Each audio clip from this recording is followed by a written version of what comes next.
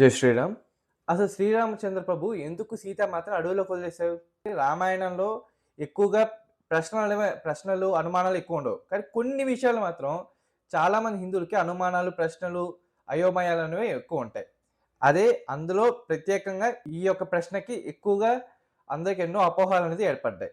చాలామంది దీన్ని వక్రీకరించి చాలా దుష్ప్రచారం కూడా చేసేశారు.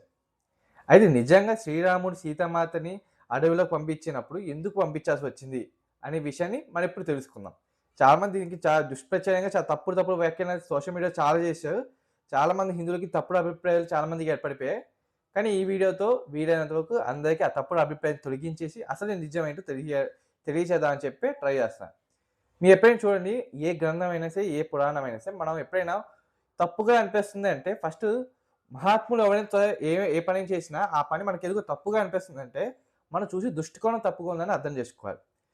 అండ్ మనం అది సరైందా కాదా అని ఎలా తెలుసుకోవాలంటే, ముందు వెనకాల పూర్తిగా పరిశీలించి తెలుసుకోవాలి.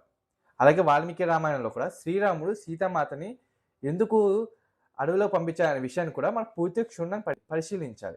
సో, ఇప్పుడు రామాయణంలో మనకెళ్దాం. అసలు శ్రీరాముడు సీతాదేవిని అడవిలోకి పంపించడం అనే మాట పూర్తిగా అబద్ధం. పూర్తి తప్పది. శ్రీరాముడు ఏమి సీతామాతని అడవిలోకి పంపించలేదు. సీతాదేవిని కేవలం వాల్మీకి ఆశ్రమంలో విడిచిపెట్టారు. అది అడవి కాదు. ఆశ్రమం, అడవి రెండిటికి చాలా తేడా ఉంది. సీతాదేవిని వాల్మీకి ఆశ్రమంలో వదిలిపెట్టారు శ్రీరాముడు అంతే. సో, ఆయనేమి అనాథగా ఏమి వదిలేయలేదు. సో, ఇందులో మన పెద్ద అపరాధం ఏమి చూడక్కర్లేదు. సీతాదేవిని అడవిలోకి పంపించేశారు అన్న మాట వద్దు. సీతాదేవిని వాల్మీకి ఆశ్రమంలో వదిలేశారు. ఈ మాట సరైనది. సరే, ఇప్పుడు అసలు ఎందుకు వదిలేయాల్సి వచ్చింది? అసలు ఎందుకు వదిలేయాలి? చాలా మందికి ఒక ఐడియా ఉంటది. శ్రీరాముడు చాకలి మాట వినేసి చేశారంట. ఇది కూడా పెద్ద అబద్ధం. అసలు శ్రీరాముడు ఒక చాకలి మాట, ఒక వ్యక్తి ఒక మాట వినేసి చేసే రకం కాదు. శ్రీరాముడు ఎప్పుడు కూడా ఒక వ్యక్తి ఎవడో ఏదో అనుకున్నానని చెప్పి చేసే రకం ఆయన అసలు కానే కాదు. శ్రీరాముడు అయోధ్యకి మహారాజు. కాబట్టి ప్రజలు అసలు ఏమనుకుంటున్నారు, ప్రజలకి అన్ని సౌకర్యాలు బాగున్నాయా లేదా తెలుసుకోవడం కోసం తను గూఢచారులు పెడతారు. గూఢచారుల ద్వారా అన్ని రాజ్యాల్లోనూ, అన్ని ప్రదేశాల్లోనూ ప్రజలు అసలు ఎలా ఉంటున్నారు అనే విషయాన్ని తెలుసుకోవడానికి. అలా ఒక గూఢచారి అన్ని విషయాలు చెప్తూ ఈ విషయం కూడా చెప్తాడు. ఒక చాకల వృత్తిలో పనిచేసే ఒక వ్యక్తి ఇలా సీతామాత మీద, శ్రీరాముడి మీద ఇలాంటి వ్యాఖ్యానాలు చేశారు అని చెప్పి అప్పుడు చెప్తే, అప్పుడు కూడా శ్రీరాముడు దాన్ని సీరియస్ తీసుకోలే. ఎక్కడ సీరియస్‌గా వచ్చి కొంచెం ఆలోచించారంటే, అంత మాట్లాడినా కూడా చుట్టుపక్కల ఎవరు కూడా దాన్ని ప్రశ్నించలేదు. మౌనంగా ఉంటూ సమర్థించారు. ఈ విషయం గూఢచారి చెప్పాక శ్రీరాముడు అప్పుడు ఆలోచనలో పడతారు. ఇది జనాలు నిజంగా అలా అనుకుంటున్నారని చెప్పి అప్పుడు కూడా వెంటనే డెసిషన్ తీసుకోలేదు. మిగతా కొంతమంది గూఢచారులను కలిసి ఆ గూఢచారులను కూడా ఈ విషయం మీద ప్రస్తావించి ఆళ్ళు కూడా అడిగితే వాళ్ళు కూడా చెప్తారు. ఆల్మోస్ట్ అయోధ్యలో సగం మంది పైగా సీతాదేవిని అనుమానిస్తున్నారు ఈ విషయాన్ని శ్రీరాముడికి తెలియచేస్తారు. మీరు ఒక విషయం గుర్తుపెట్టుకోవాలి. శ్రీరాముడు అయోధ్యకి రాజు ఎలాగో అలాగే సీతాదేవి కూడా అయోధ్యకి మహారాణి. సో, ఆమెకు కూడా బాధ్యతలు ఉంటాయి రాజ్యం పైన. సో, ప్రజలకి రాజు ఎంత బాగా పనిచేస్తున్నారో ప్రశ్నించే హక్కు ఎలా ఉంటదో సీతాదేవి మీద ప్రశ్నించొచ్చు. కానీ ఈ విషయంలో సరైన పద్ధతి కాదు. అయోధ్య ప్రజలు ఇందులో విషయంలో పొరపాటు పడ్డారు. ఇది నిజమే. శ్రీరాముడు కూడా ఈ విషయంలో చాలా బాధపడ్డారు. ఇంత కష్టపడి సీతాదేవిని తగ్గించుకుంటే ఇప్పుడు ప్రజలు వద్దంటున్నారా అని చెప్పి శ్రీరాముడు చాలా బాధపడ్డారు. అసలు ఒక విషయం గుర్తుపెట్టుకొని, ప్రజలు వద్దంటే ఎందుకు సీతాదేవిని పంపించాలి అనుకో కొంతమందికి అనుమానం రావచ్చు. మరి ప్రజలు వద్దనేసుకుంటే సీతాదేవిని వద్దనేసుకోవాలా అని అనుమానం రావచ్చు. కానీ ఒక విషయం గుర్తుపెట్టుకో, మేము ముందు చెప్పాం కదా, సీతాదేవి మహారాణి. సో, వద్దనుకోవచ్చు అనే హక్కు ప్రజలకు ఉంది. అయితే ఆ కారణాలు అవన్నీ తప్పుగానే ఉన్నాయి. కారణం తప్పే. బట్ వద్దు అనుకోకూడదు అనడం కూడా తప్పు, సరైన సమానం కాదు.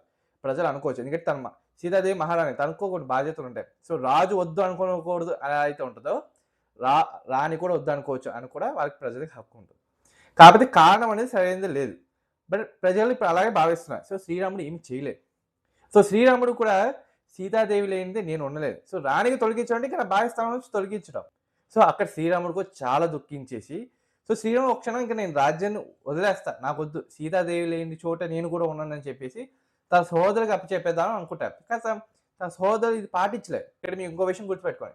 రాజ్య పరిపాలన అనేది ఇప్పుడున్న పరిపాలిస్తున్న నాయకులతో పోల్చకండి. అప్పట్లో అక్కడ ఆ సమయంలో ఉన్న నాయకులు మొత్తం ధర్మాన్ని పూర్తి స్థాయిలో ఆచరించాలి. ఏ క్షణం కూడా ధర్మం తప్పకూడదు. అసలు ప్రాణం కాదు కదా, కుటుంబం, ప్రాణం ఏది కూడా సర్వస్వం కూడా నీది ఏది కూడా ముఖ్యం కాకూడదు. నువ్వు ఒక రాజు అంటే నీ ప్రజలే నీకు అంత సర్వస్వం అయిపోవాలా. ఇది రాజనీతి. అలా పాటిస్తేనే నువ్వు రాజు అవుతావు. శ్రీరాముడు ధర్మానికి ప్రతిరూపం. సో ఆయన ఇది పాటించాలా, ఆయన పాటించగలరు.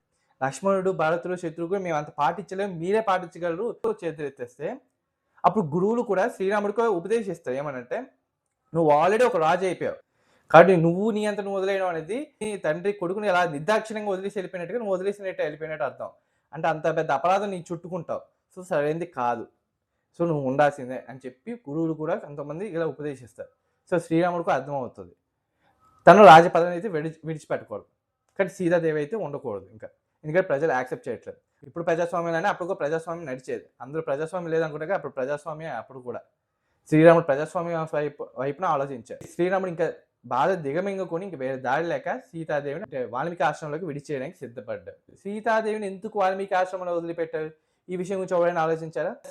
ఇన్సిడెంట్ జరగకముందే సీతాదేవి స్వయంగా శ్రీరాముడి దగ్గర నన్ను వాల్మీకి ఆశ్రమంలోనే వదిలిపెట్టు, నేను గర్భం ధరించా, నేను వాల్మీకి ఆశ్రమంలోనే నేను బిడ్డని కంటాను, ఎందుకంటే ఆశ్రమంలో పిల్లల కంటే శ్రేష్టమైన పుత్రులు పుడతారు కాబట్టి.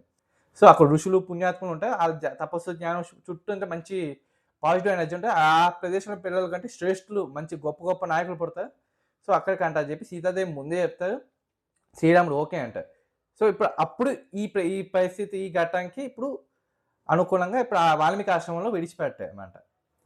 ఇంకో విషయం ఏంటంటే అయినా సరే ఇప్పుడు రాజకీయ పరంగా రాజ్యపరంగా ఓకే సీతాదేవిని విడిచిపెట్టాల్సి వచ్చింది, ప్రజాస్వామ్య పరంగా వదిలేసి వచ్చేసింది ఆలోచన ఓకే, కానీ రిలేషన్షిప్ పరంగా అది శ్రీరాముడు సీతాదేవికి అన్యాయం చేసినట్టే కదా అని చాలా మందికి అనుమానం వస్తుంది. ఆ రకంగా సీతాదేవిని అన్యాయం చేసాక శ్రీరాముడు అని అంటారు. ఈ విషయంలో సీతాదేవిని చాలా అమాయకురాలు అని భావిస్తున్నారు, చాలా తప్పు ఇది. సీతాదేవి కొంతవరకు అమాయకురాలే కానీ బలహీనురాలు కాదు, ఈ విషయం గుర్తుపెట్టుకున్నాను. ఆమె బలహీనురాలు కానే కాదు. సీతామాత అంత సున్నితంగా కనిపిస్తుంది, బట్ ఆమె బలహీనురాలు చూడకండి. 10 నెలలు లంకలో ఉంటూ అతని అశోకవనంలో ఉంటూ కూడా అతన్ని ఎన్నిసార్లు వచ్చి ఎన్ని బెదిరింపులు చేసినా ఎన్ని భయపెట్టినా కూడా గట్టి పోచుతో సమానం అని చెప్పి సమాధానం ఇచ్చిన సీతాదేవి. రామాయణంలో కనీసం అశోకవనంలో సీతాదేవి అంతకాలం బాధపడింది, శ్రీరాముడికో బాధపడ్డా కానీ కనీసం తోడైనా ఉన్నా ఎవరైనా, సీతాదేవి తోడుకోలేదు, అయినా సరే నిలబడింది. ఎంత బలవంతురాలో ఊహించండి. అలాంటి బలవంతురాలు సీతాదేవి శ్రీరాముడు నిజంగా అన్యాయం చేస్తే ప్రశ్నించలేదు అనుకుంటున్నారా? ప్రశ్నించగలరు, కానీ సీతాదేవి కావాలని చేయలేదు. ఎందుకు అంటే సీతాదేవి కూడా ఒక సమయంలో అర్థమైపోయింది, వాల్మీకి ఆశ్రమం వదిలిపెట్టాక తనకి అర్థమైపోయింది శ్రీరాముడికి ధర్మం అంత అనిపించేది చేశారు, ప్రజలు నన్ను యాక్సెప్ట్ చేయట్లేదు, ఒక రాణిగా నేను యాక్సెప్ట్ చేయలేదు కాబట్టి నేను అక్కడ ఉండలేను, శ్రీరాముడు రాజు కాబట్టి తన రాజ్యం పరిపాలన చేయాలి కాబట్టి తను అక్కడే ఉండిపోయాడు. సో మేము విడిపోవడం అనేది ఇప్పుడు ధర్మం కాబట్టి శ్రీరాముడు అదే ధర్మం పాటిస్తాను కాబట్టి నేను కూడా అతని ధర్మపత్నిని కానీ నేను కూడా ధర్మం పాటిస్తాను అని చెప్పి సీతాదేవి అనుకుంది. సో అందుకే సీతాదేవి కూడా ఏ మాట ఎత్తకుండా ఆ వాల్మీకి ఆశ్రమంలోనే అక్కడే ఉంటూ శ్రీరాముని ఎటువంటి ఎందుకో మోపుకున్నా అక్కడే ఉంది, అక్కడే పిల్లలకని అక్కడే పెంచింది. ఏ సీతాదేవి ప్రశ్నించలేదా? అసలు సీతాదేవికి అన్యాయం చేయదని చెప్పి అసలు మీరు చెప్పడం నేను చెప్పడం ఏంటి? అసలు భూమి మీద ఎవరు కాదు సీతాదేవికి అన్యాయం జరిగిందా లేదని చెప్పి సీతామాత చెప్పాలా? మరి సీతామాత స్వయంగా ఎప్పుడు చెప్పలేదే, మనం నిర్ధారించడానికి మనం అవడం. సో ఇక్కడ అర్థం చేసుకోవాలి, సీతాదేవికి అన్యాయం జరగలేదు కదా, కానీ సీతాదేవికి బాధాకరమైన విషయం అసలు పూర్తిగా శ్రీరాముడు అన్యాయం చేయలేదు, కానీ తనకు జరిగిన ఘట్టం మాత్రం అన్యాయంగానే ఉంటుంది. బట్ అది శ్రీరాముడు చేసిన అన్యాయం కాదు, ప్రజల ఒపీనియన్ వల్ల అది తనకు జరిగిన బాధాకరమైన విషయం. అలాంటి ప్రజలకు పూర్తిగా నిందమోపోయేసి వాళ్ళని పాపులుగా చూడకండి. ఒకనొక సమయంలో మళ్ళీ వాళ్ళు కూడా సీతాదేవి యొక్క పవిత్రతను గుర్తించారు. ఎలా? అది కూడా సీతాదేవి మళ్ళీ చేసింది. సీతాదేవి లవకుశునికి ఎప్పుడైతే ప్రాణం పోసిందో ఆ లవకుశులు పెరిగాక సీతాదేవి శ్రీరాముడిని ఎంతో గొప్పగా శ్రీరాముడి చరిత్రను చాలా గొప్పగా చెప్పింది. చూడండి, సీతాదేవి నిజంగా శ్రీరాముడు నాకు అన్యాయం చేశాను సీతాదేవి భావిస్తే ఇప్పటికి లవకుశుడికి చెప్పాలిగా నాకు అన్యాయం చేశానని చెప్పి, కానీ లేదు. లవకుశుని ఏ స్థాయిలో వాళ్ళకి ఎక్కి శ్రీరాముడి గొప్పతనం చెప్పాడంటే ఆ రామాయణం మొత్తం పట్టణం చేసి అయోధ్య రాజ్యానికి వెళ్ళి అయోధ్య రాజ్య ప్రజలందరికీ మళ్ళీ అందరికీ తెలిసిన రామాయణాన్ని మళ్ళీ ఉపన్యాసం ఇచ్చారు, గానం చేసి మళ్ళీ రామాయణం చెప్పి శ్రీరాముడి గొప్పతనం చెప్పారు, హనుమంతుడి గొప్పతనం చెప్పారు, సీతామాత యొక్క పవిత్రతను తెలిసేలా చేశారు. మళ్ళీ ప్రజలందరూ సీతామాత యొక్క పవిత్రతను అందరూ గుర్తించారు. అది సీతామాత. సీతామాత తనని తను ప్రూవ్ చేసుకోవడంలో సీతామాత సాటి, ఇంకెవ్వరు సాటి కాదు. ఈ విషయం మనం గుర్తించాలి. ఇలాంటి మంచి విషయాలు, ఇంత గొప్ప గొప్ప విషయాలు ఇవన్నీ గుర్తించడం మానేసి శ్రీరాముడు అన్యాయం చేసేలాంటి శ్రీరాముడి మీద నిందలు మోపడం వల్ల ఎటువంటి లాభం? తిరిగి పాపం చుట్టుముట్టుకుంటుంది. ఆ అజ్ఞానంతో ప్రశ్నిస్తే తిరిగి పాపమే మనకు చుట్టుకుంటుంది. ఇంకో విషయం, శ్రీరాముడు సీతామాత విడిచిపెట్టేశారని చెప్పి శ్రీరాముడు తప్పు పడతా, కానీ శ్రీరాముడు మళ్ళీ ఎక్కడైనా వివాహం చేసుకున్నారా? శ్రీరాముడు ఎప్పుడు వివాహం చేసుకోలేదు. ఈవెన్ సీతామాతను ఎప్పుడైతే ఆశ్రమంలో వదిలేసిన తర్వాత కొన్నాళ్ళకి ఒక యజ్ఞం చేస్తారు అసలు ప్రజల క్షేమం కోసం. కొన్ని యజ్ఞ హోమాలు చేయడానికి భార్య అనేది ముఖ్యమైన పాత్ర పోషిస్తది.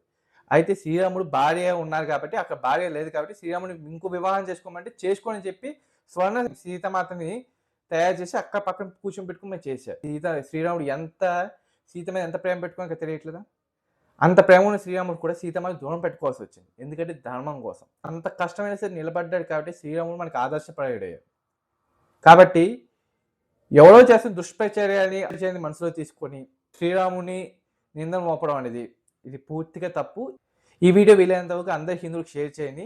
శ్రీరాముడి మీద ఉన్న అపోహలన్నీ తొలగించని. జై శ్రీరామ్, హర హర మహాదేవ్, జై బజరంగ్ బలి.